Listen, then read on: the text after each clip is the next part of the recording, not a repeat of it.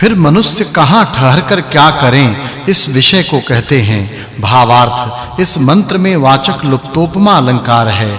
हे मनुष्यों, तुम अच्छे विचार के साथ अग्नि आदि के संप्रयोग से बनाए हुए आयुधों से युक्त उत्तम यान द्वारा सर्वदैव शत्रुओं को ताड़ना देवो।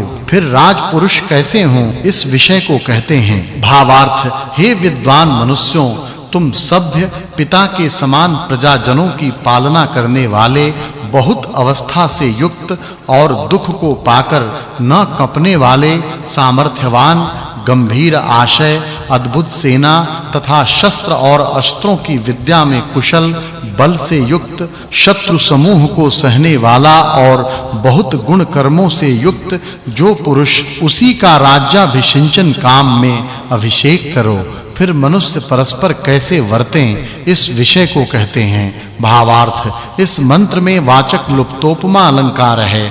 हे मनुष्यों, जो विद्वान जन तुम लोगों को विद्या और विनय देवें तथा बिजली और भूगर्भ विद्या से सुख से संपन्न करें और अधर्माचरण से अलग रखें तथा जो राजा, चोर आदि दुष्टों से निरंतर रक्षा करे, उस सब की तुम निरंतर सेवा करो। फिर भूमि कैसी वेग वाली है और युद्ध करने वाले युद्ध क्यों करते हैं, इस विषय को कहते हैं। भावार्थ, हे मनुष्यों, जो भूमि परमेश्वर ने पालना के लिए बनाई है और मृग के समान शीघ्र जाती है तथा जिसके लिए बहुत संग्राम होता है, उसकी प्राप्ति के निमित्त वीरता का संग्रह करो। फिर मनुष्यों को किससे कैसे शरीर करने चाहिए, इस विषय को कहते हैं। भावार्थ, राजा ऐसा प्रयत्न करे जैसे दीर्घ ब्रह्मचर्य से, विषयाशक्ति के त्याग से और व्यायाम से क्षत्रियों के शरीर पाषाण के तुल्य कठिन हों, और उपदेशक भी सबको ऐसा ही उपदेश करें जिससे सब दृढ़ शरीर आत्मा वाले हों। फिर रानी संग्राम में क्या करे, इस विषय को कहते हैं। भावार्थ, संग्राम में राजा के अभाव में रानी सेनापति हो, और जैसे राजा युद्ध कराने को वीरों को प्रेरणा दे, वैसे ही वह भी आचरण करे। इस प्रकार राजा और भृत्य परस्पर कैसे वर्तें, इस विषय को कहते हैं। भावार्थ, हे वीरों, जो राजा समस्त मेघ के समान भोग वृष्टि करता है तथा समग्र विद्या युक्त होता हुआ सबकी सब ओर से तृप्ति करता है, उसकी सब जन सब ओर से निरंतर रक्षा करें। फिर रानी कैसी हो, इस विषय को कहते हैं। भावार्थ, हे मनुष्यों, जो रानी धनुर्वेद जानती हुई शस्त्र अस्त्र फेंकने वाली है, उसका वीरों को निरंतर सत्कार करना चाहिए।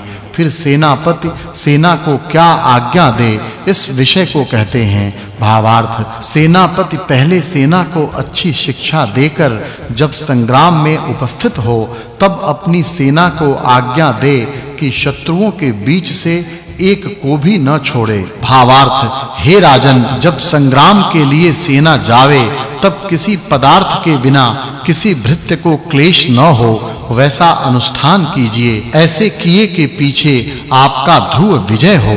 फिर योद्धाओं के प्रति अध्यक्ष कैसे वर्ते, इस विषय को अगले मंत्रों में कहते हैं।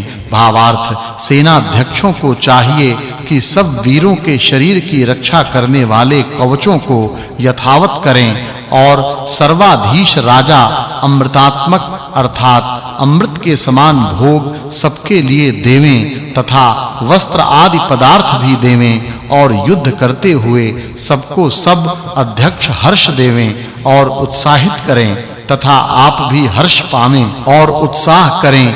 ऐसा करने पर क्यों कर हार हो। फिर सेनाध्यक्ष संग्राम में क्या करें, इस विषय को अगले मंत्र में कहते हैं। भावार्थ, सेनापति के जो अपने भृत्य उत्साह से युद्ध न करें और जो अपने नौकरों के मारने की इच्छा करे, उन सबको विद्वान और अधीश शीघ्र मारे तथा युद्ध के समय सब वीर परमेश्वर ही को अपना रक्षा करने वाला जाने।